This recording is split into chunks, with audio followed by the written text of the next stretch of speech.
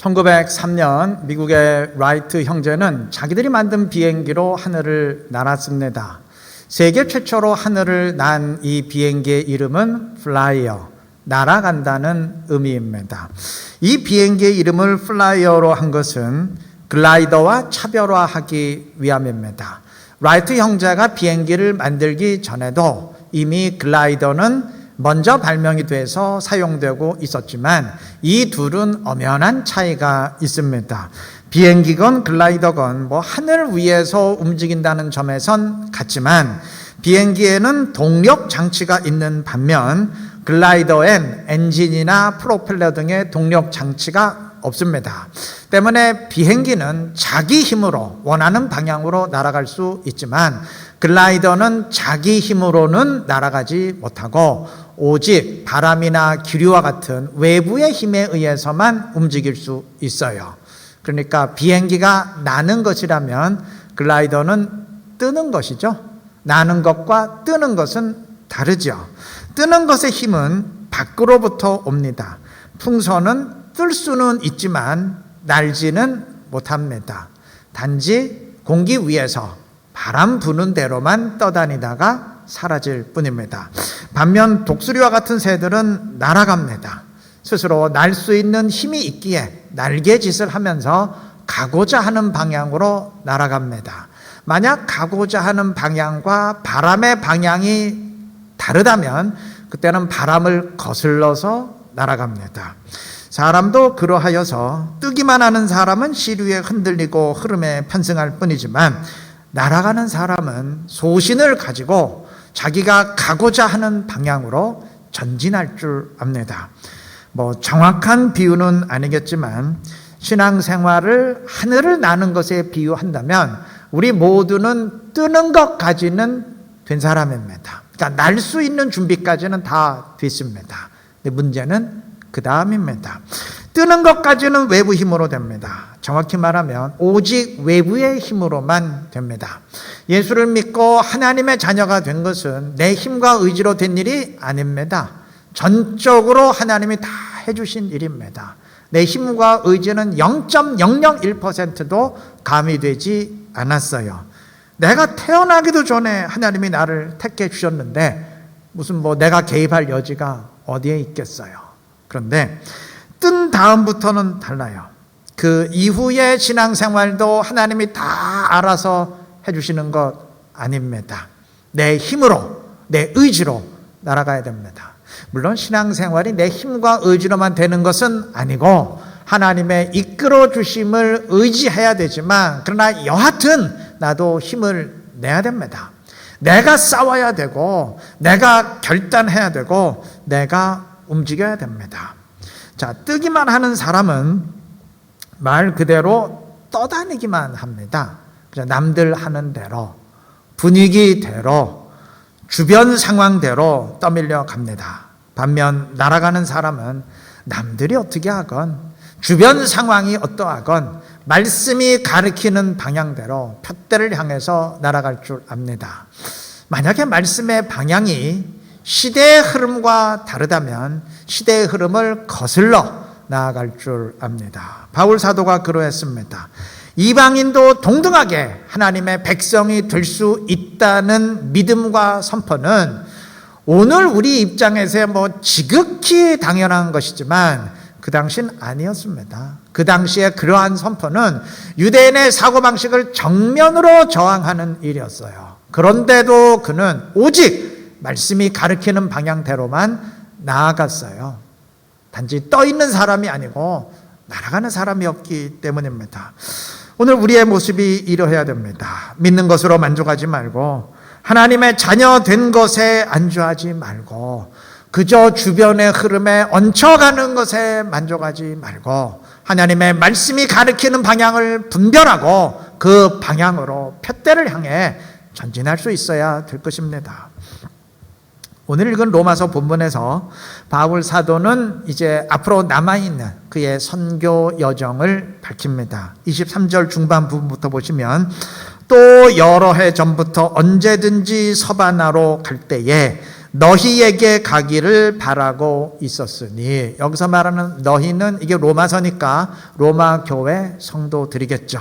자, 바울이 복음 전파를 위해서 가려고 하는 목적지는 서바나, 오늘날로 치면 이제 스페인 지역인데, 바울은 그곳에 가기 전에 먼저 너희에게, 즉 로마 교회를 방문해서 잠시 시간을 가지려고 합니다. 자, 그런데 이렇게 로마를 거쳐서 스페인으로 가기 전에 바울이 먼저 가려고 하는 곳이 있습니다. 25절. 그러나 이제는 내가 성도를 섬기는 일로 예루살렘에 가노니. 바울은 먼저 예루살렘을 방문하려고 합니다. 그 이유를 26절에서 밝혀요. 이는 마게도냐와 아가야 사람들이 예루살렘 성도 중 가난한 자들을 위하여 기쁘게 얼마를 연보하였습니다. 그 이유는 이방 교회에서 거둔 헌금을 예루살렘 교회의 가난한 자들에게 전달해야 하기 때문입니다. 바울은 먼저 예루살렘을 방문해서 이 일을 마친 다음에 그 다음에 로마 교회를 방문하고 그리고 최종 목적지인 서바나 스페인으로 가려고 하고 있습니다. 자, 이상이 앞으로 바울이 진행할 선교 여정인데, 지금 바울이 이 로마서를 쓰고 있는 곳은 고린도입니다.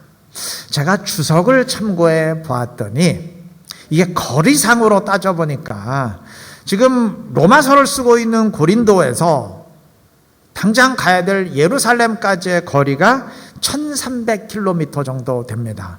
그리고 예루살렘에서 이제 로마로 갈 텐데 로마까지의 거리는 2400km, 그리고 로마에서 서바나까지는 1100km 정도 됩니다. 그러니까 다 합쳐보니까 약 4800km 정도입니다. 지도를 보시면 아시겠지만 고린도에서 로마로 가는 방향과 예루살렘으로 가는 방향은 정반대입니다. 고린도를 기준으로 예루살렘은 동쪽에 있고 로마는 서쪽에 있습니다. 그러니까 지금 로마서를 쓰는 고린도에서 바로 로마를 거쳐 서바나로 가지 아니하고 반대 방향인 예루살렘으로 갔다가 로마를 거쳐서 서바나로 가려고 하면 약 3000km를 더 가야 된다고 합니다. 3000km면 서울에서 부산까지 거리가 500km예요. 직선거리로 따져도 6배 거리입니다.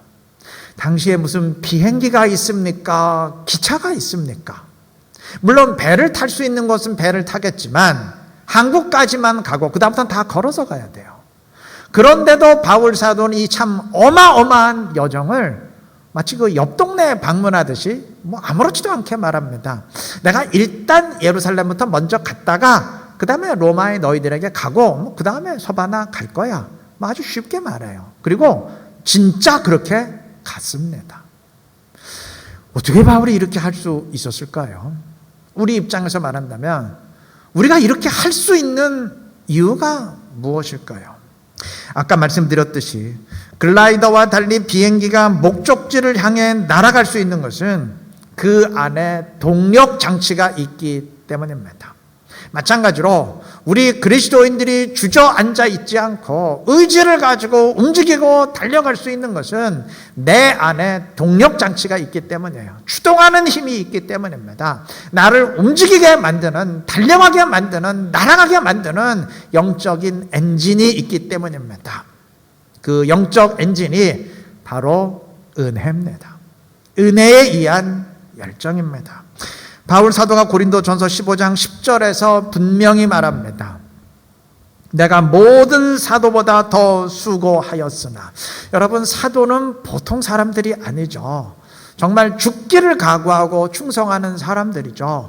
그런데 그러한 사도들 중에서도 내가 정말 모든 사도보다 더 많이 헌신하고 수고했다. 바울은 이렇게 말해요. 그런데 그렇게 할 수 있는 이유가 무엇인가? 내가 한 것이 아니요 나와 함께 하신 하나님의 은혜로다. 원인은 은혜였어요.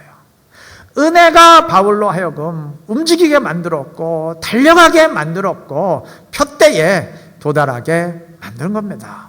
여러분, 이 원리는 우리 모두에게 예외 없이 적용됩니다. 은혜가 우리를 날아가게 만들고 달려가게 만드는 영적 엔진입니다. 바꿔 말하면 그 누구건 은혜가 없으면 움직이지 못합니다. 아무리 비싼 승용차라도 그 엔진 떼어버리면 못 움직이죠. 그냥 고철덩어리에 불과하듯이 아무리 그럴싸한 관록을 지닌 성도라 할지라도 은혜가 그 안에 메마르면 못 움직입니다. 못 움직여요. 설령 움직여봤자 인간의 결과, 엉뚱한 결과만 나을 뿐입니다. 우리가 반드시 은혜로 채워져야 되는 이유입니다. 자, 그러면 어떻게 우리 자신을 은혜로 채울 수 있을까요? 바울 사도가 분명히 말했어요. 나와 함께 하신 하나님의 은혜로다. 하나님이 나와 함께 하실 때, 내 입장에서 말한다면 내가 하나님과 내가 주님과 함께 할 때 은혜로 채워지게 됩니다. 은혜는 다른 말로 하면 하나님의 함께 하심입니다. 내 안에 성령이 거하실 때, 주님이 내 안에 계실 때 다 같은 말이죠. 그때 나와 함께 하시는 하나님의 은혜가 내 안에 채워지고 그 안에가 우리를 추동하는 힘이 되어서 우리를 푯대를 향해 달려가게 만들 것입니다. 우리가 반드시 주님과 함께 해야 되는 이유가 여기에 있습니다. 이 사실 꼭 기억하시고 주님을 초청하시고 주님과 함께 하시기를 바랍니다. 이제는 내가 사는 것이 아니요 내 안에 그리스도가 사시는 것이라 고백했던 사도 바울처럼 내 안에 주님을 모시고 주님의 성령을 모시고 주님과 함께 동행하시기를 바랍니다. 그래서 주님의 은혜로 체험받고 은혜로 충만해서 은혜에 이끌려 푯대를 향해 다른 박질할 수 있는 지혜롭고 복된 우리 모두가 되시기를 바랍니다. 바울 사도는 이방 교회 헌금을 예루살렘 교회에 전달하는 일에 대해서 로마 교회 성도들이 함께 기도해 줄 것을 읽지는 않았지만 30절 이하에서 부탁을 합니다. 아까 언급했듯이 바울 사도는 이 일을 위해서 무려 3,000km 정도를 더 가야 되는 수고를 마다하지 않아요. 중요한 일이었다는 의미죠. 이게 중요한 일이 아니었으면 이렇게까지 할 리가 없죠. 뭔가 무리를 해서라도 한다는 것은 그만큼 중요하다는 의미 아니겠어요? 아울러 바울 사도는 이 헌금 계획을 성경 여러 곳에서 반복적으로 언급을 합니다. 오늘 읽은 로마서 본문뿐만이 아니고 갈라디아서에서도 언급을 하고 또 고린도전서와 고린도후서에서도 계속 반복해서 언급을 합니다. 시간상 한 구절만 제가 예를 들면 고린도전서 16장 1절과 3절에서 바울은 이렇게 말합니다. 성도를 위하는 연보에 관하여는, 이게 지금 헌금 계획을 의미하는 거예요. 내가 갈라디아 교회들에게 명한 것 같이 너희도 그렇게 하라. 3절, 너희의 은혜를, 즉 너희가 모은 헌금을 내가 예루살렘으로 가지고 가게 하리니. 헌금 계획 언급하는 거죠. 이렇게 성경 여러 곳에서 언급한다는 것은 그만큼 중요한 일이었다는 의미겠죠. 자, 헌금의 전달 목적은 물론 가난한 성도를 돕기 위한 것이지만 그것은 표면적인 이유고 그 이면에 더 중요한 이유가 있어요. 그것은 예루살렘 교회와 이방 교회들의 그 하나됨을 확증하기 위한 것이었습니다. 여러분, 세상의 모든 교회는 그리스도 안에서 하나입니다. 이게 오늘 우리의 현실과 너무 동떨어진 이야기이긴 하지만 성경이 선포하는 원리는 분명 그것입니다. 세상의 모든 교회는 반드시 그리스도 안에서 하나입니다. 바울은 이방 교회 헌금을 예루살렘 교회에 전달함을 통해서 이방 교회와 예루살렘 교회는 분리된 교회들이 아니다, 서로 하나다, 그걸 확증하려고 했습니다. 그가 예루살렘으로 갈 때 혼자 가지 아니하고 이방 교회의 대표들로 구성된 그 대규모 사절단을 이끌고 갔던 이유가 바로 그 때문입니다. 자, 바울의 소망대로 헌금은 전달이 되었고 온 세상의 교회가, 이방 교회와 예루살렘 교회가 하나됨이 확증이 되었습니다. 아름다운 열매죠. 오늘 우리의 모습을 한번 생각해 보십시다. 오늘 우리는 어떤가요? 참 말하기가 부끄럽죠. 이게 하나를 이루기는 고사하고 참 교통정리가 불가능할 정도로 지저분하게 나뉘어졌으니까 이것만큼 참 우리가 입이 10개라도 100개라도 할 말이 없는 부끄러운 일이죠. 뭐 어차피 나뉠 대로 나뉜 교회들이 제도적으로 하나 되는 것은 이거는 뭐 불가능하게 되어버렸는데, 그래도 모든 교회들이 큰 틀에선 연합할 수 있어야 될 것입니다. 그리고 각각의 교회들은, 개교회들은 그리스도 안에서 반드시 하나 될 수 있어야 됩니다. 아니, 온 세상의 교회도 하나 되는 것이 주님의 뜻인데 지역교회 하나도 그거 하나 되지 못한다면 정말 말이 안 되는 일이겠죠. 자, 그러면 어떻게 하면 우리가 하나 될 수 있을까요? 많은 이야기 할 수 있겠죠. 하나 되려면 이러해야 된다. 뭐 많은 것을 언급할 수 있겠는데 오늘은 딱 한 가지, 가장 기본적인 것 하나만 좀 언급을 하겠습니다. 제가 하나 예를 들게요. 제가 노태우 대통령 시절에 이제 군생활 했는데 그 시절 우리 사회에 데모와 시위가 참 많았어요. 그런데 그 모든 시위와 데모가 일시에 사라진 적이 있었습니다. 그것도 자발적으로. 88 올림픽 때입니다. 그 당시만 해도 우리나라 위상이 그리 높지 않았기 때문에 그 당시에는 한국이, 코리아라는 나라가 어디에 있는 나라인지 세계가 몰랐어요. 때문에 우리나라가 올림픽을 한다는 건 정말 꿈 같은 일이었어요. 그 당시 우리 제 나이 또래 되신 분들은 다 똑같이 느꼈을 겁니다. 우리나라가 올림픽을 개최한다고 해서 나라가 뒤집어졌어요. 이게 정말 꿈이냐 생시냐 그랬습니다. 그러다 보니까 국민 모두에게 올림픽을 잘 치러내야 된다는 이 공감대가 형성이 돼 있었어요. 다시 말하면 국민 모두가 국가적인 차원에서 생각했다는 말입니다. 그러한 생각에서 그 누구도 올림픽 기간에는 시위를 벌이지 않았어요. 자, 그런데 올림픽을 평생 하는 건 아니잖아요. 올림픽 끝났습니다. 그 다음엔 어떻게 됐죠? 여전히 시위가 없었나요? 아니에요. 지금까지 참았던 게 일시에 분출돼서 이전보다 훨씬 더 극렬한 시위가 이어지게 됐습니다. 더 이상 국가적으로 결집해야 될 이유가 없었기 때문입니다. 비슷한 예를 하나 더 들게요. 영국의 처칠 주상은 2차 대전을 승리로 이끈 영웅입니다. 위인전에 나오는 인물이에요. 그런데 전쟁을 승리로 이끈 바로 그 해 치러진 선거에서 처칠 낙선했습니다. 쫓겨났어요. 왜 그런지 아세요? 전쟁을 치를 땐 모든 국민이 국가적인 차원에서 생각합니다. 전쟁에서 이기느냐 아니면 나라가 망하느냐 하는 판국에 무슨 뭐 개인적인 문제로 불만을 표출하는 사람은 없어요. 어쨌든 이겨야 된다. 그 생각으로 전부 하나 됩니다. 뭐 정부를 찬성하는 사람이건 반대하는 사람이건 전부 이겨야 된다는 생각으로 하나 돼요. 그런데 전쟁이 끝나니까 그다음부터 얘기가 달라져요. 국가적인 문제가 해결된 이상 이제는 개인적인 차원에서 생각하게 되고, 그래서 개인의 이익, 개인의 불만, 개인의 요구를 다 쏟아넣게 됩니다. 그러다 보니까 결국 견디지 못하고 수상 바뀐 겁니다. 하나님 나라도 마찬가지입니다. 그 나라 백성된 우리가 하나님 나라의 차원에서 생각하고 하나님 나라 차원에서 함께 결집해야 될 비전이 공유되면 모두가 하나 됩니다. 그런데 그러하지 못하고 이거 뭐 목사건 교인이건 인간 차원으로 생각의 수준이 내려오게 되면 그때는 나 다르고 너 다르고 내 생각 다르고 당신 생각 다르고 하나 되기 힘듭니다.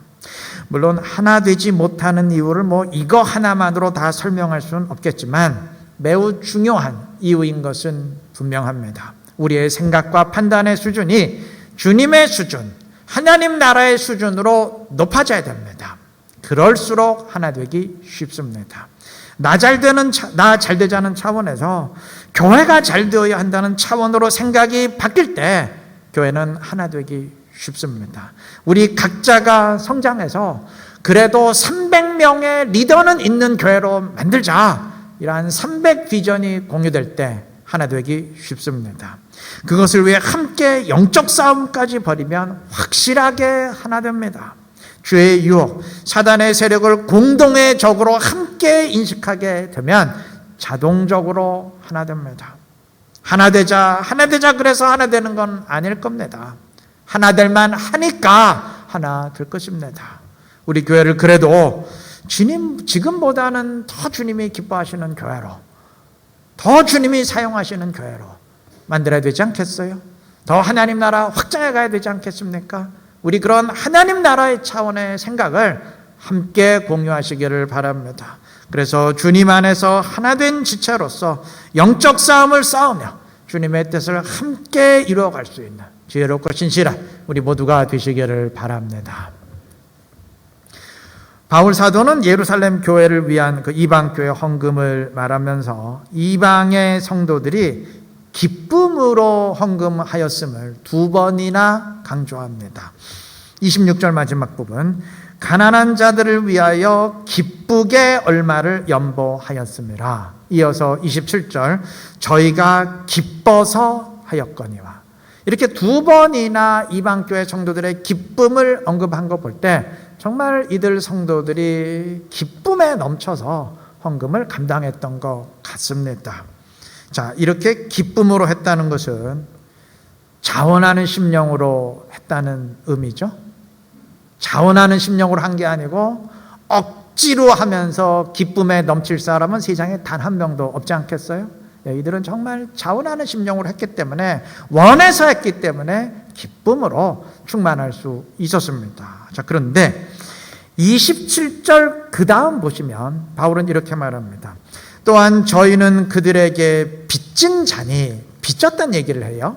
만일 이방인들의 그들의 영적인 것을 나누어 가졌으면 육적인 것으로 그들을 섬기는 것이 마땅하니라. 자, 이방 교회 교인들이 예수를 믿고 구원받는 이 영적인 복을 얻게 된 것은 예루살렘 교회와 분리해서는 생각할 수 없어요. 왜냐하면 당시까지만 해도 이방의 모든 교회들은 다 유대인들이 세워준 교회입니다. 유대인들이 이들에게 복음을 전하고 교회 세우고 이끌어 주었기 때문에 이들이 하나님의 자녀로 거듭나는 이 영적인 복을 얻을 수 있었던 거예요. 바울은 이것을 지금 언급하는 겁니다. 유대인들로 말미암아, 예루살렘 교회 성도들로 말미암아 그렇게 된 것이니까 너희 이방 교회는 예루살렘 교회의 빚진 자들이다, 그걸 의미하는 거예요. 때문에 물론 교회가 하나이기 때문에 이방 교회가 예루살렘을 도와야 하지만 영적인 도움을 받았다는 점에서도 그 빚을 갚아야 된다는 의미입니다. 자, 여러분, 빚을 갚는다는 것은 이거는 의무적인 일이죠. 빚 갚는 것은 선택사항이 아니고 해야만 되는 일 아닙니까? 그러니까 정리하면 이방 교회의 헌금은 한편으론 의무적인 일이면서, 빚을 갚는 의무적인 일이면서 동시에 기쁨에 넘쳐서 자원하는 일이었어요. 이방 교회 성도들은 의무적인 일을 했고 그것을 기쁨으로 했습니다. 우리 신앙생활에 굉장히 중요한 원리입니다. 아니, 어쩌면 우리 신앙생활의 가장 뼈대가 되는 원리입니다. 우리 그리스도인들은 신앙생활을 하면서 한편으로는 이것이 의무다라는 의식 지녀야 됩니다. 이건 뭐 내가 해도 되고 안 해도 되는 그러한 선택사항이 아니고, 말씀대로 순종하는 것은 이건 내가 반드시 해야만 되는 일이다, 이러한 의무의식을 지녀야 됩니다. 신앙생활은 어찌 보면 주님께 진 빚을 갚는 의무이행이에요.